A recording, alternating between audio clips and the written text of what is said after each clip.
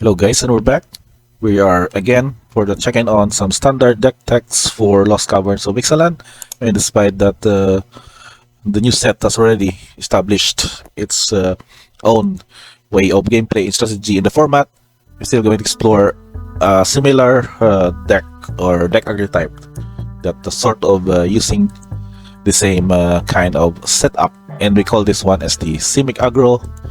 It is MTG last chance tournament result, or maybe a top finisher of that MTGO tournament.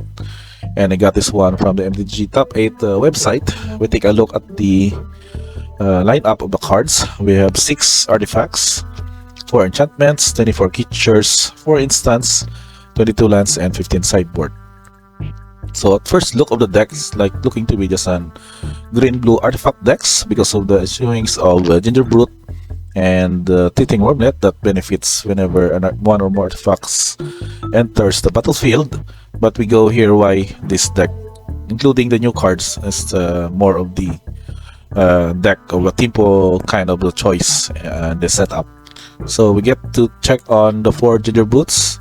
So this is just a 1-drop with haste, cannot be blocked this turn except by creatures with haste by activating 1 colorless mana, and 2 pay 2 tap sacrifice. You can have this one as a food effect with gaining 3 life.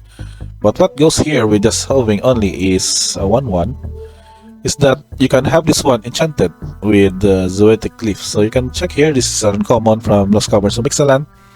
3 to cast enchantment aura that can enchant an artifact. Enchanted artifact is a golem creature with base power 5/4 in addition to its other types, and when it plays into a graveyard from the battlefield, you will discover 3. So in a way, you can just play this. If you have played the Ginger Boot on turn 1, you can have those Zoetic Cliff enchant this one.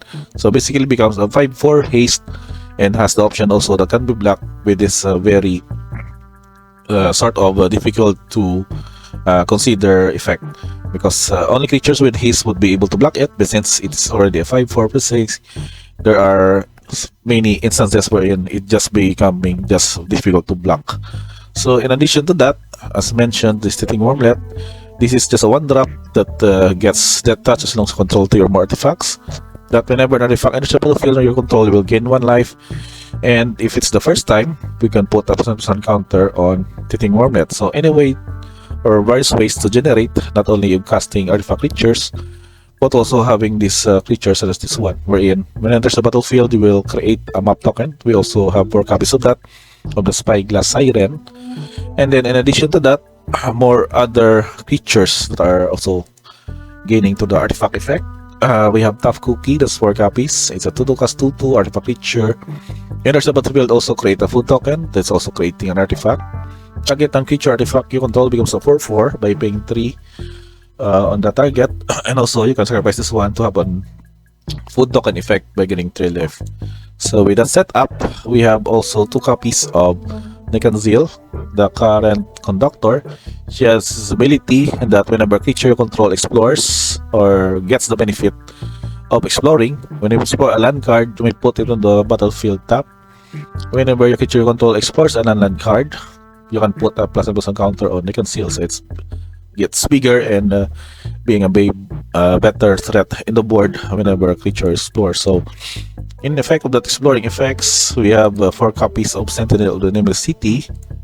So this Merfolk Warrior Scout goes with not only becoming a 3-drop, it also becomes a 3/4 vigilance that whenever it enters the battlefield or attack, you'll create this map token. So these map tokens can in a way trigger explore effects, can benefit your Teething Wormlet, ETB effect. Nikanzil can also gets to benefit from it in other various ways to deal or gain board advantage. So in addition to that, 4 copies of Sentinel of the Nameless City, we have 2 copies of Search Engine. So this is just compiling with a 2-drop in the deck, but at the same time can be a good mana sink in the late game, because its ability that become Lucid Defender can be blocked.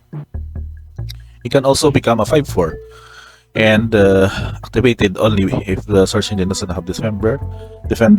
And at 6 mana, you can draw 3 cards and activate it only if search engine is blue and only once. So This goes with leveling up this creature. It goes also to become a good 2-drop in the early turns, and can also become a threat in card advantage in the mid game.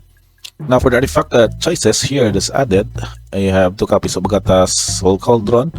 So those who can have creatures you control based on personal counters gets all the activated abilities of all creatures exiled by Agata's Soul Cauldron. So any possible target from graveyard can become beneficial to have those activated abilities copied from the ability of that of Agata's Soul Cauldron. So in addition to that, also we have 4 copies of Subterranean Schooner that can also a good 2-drop and can be crewed only for 1, and whenever it attacks target creature that crewed it this turn, explore. And the only instant in the deck that also benefits by having a good and hard counter spell basically is 4 copies of the Submission Protocol, in which its additional cost is pay an additional 1 or tap and untap artifact you control by countering target spell. So in any chances, you have a lot of artifacts here. You have map tokens that can be created in just becoming to satisfy its ability to tap that map token and counter this one for only 2 mana. Now for the land setup, it just consists of several mana fix. We have Yamamir Coast, 4 copies. Restless Vinestalk, also for the mana fix and a mana land. It becomes a 3/3, a 5/5 green and blue creature that gets to have another creature base power 3/3. We have Channel Land in Tawara, 3 copies of Mirex for additional creatures that were created with Disparition Might token, and of course basic lands in forests and islands, and Jim Cascade 3 copies and a copy of Residue Windjors, or a total of 22 lands in the deck. Now for the sideboard setup, it goes well with going in the mid game by having some spells that can resist spot removals and maybe countering hard or high mana mass removals. At the same time, can also deal with relevant creatures with witness protection, and also can create an army with that of Realmbreaker's Planeswalker. So we're going to explore. We have 2 copies of Hayward Might. So that's any shenanigan of non-creature artifact or non-creature enchantment can be exiled with this one. We have 3 copies of Royal Treatment that goes to protect your creature by having them hexproof. At the same time, you will create a Royal Roll token attached to that creature. 2 copies of Spell Pierce to counter any possible spot removal with a cheap mana, and 3 copies again for Witness Protection to deal with cards problematic creatures such as Atraxa or Shieldred. And we have 1 copy of Color Bloom that also goes with not only a 2-drop but can also destroy artifact or enchantment if needed. And 2 copies of the Shana Steinbinder. It's more of a out-tempoing relevant creatures by having them to counter up to 1 target activated or triggered ability, and having those artifact creature or planeswalker counter this way, that permanent loses all abilities for as long as Tishana Steinbinder remains on the battlefield. So any shenanigan by not only countering a triggered or activated ability, but most probably be very useful in matchups such as the Wandering Emperor, wherein it will counter the activation ability at instant speed and also disables the Emperor as long as the Tidebinder remains on the battlefield.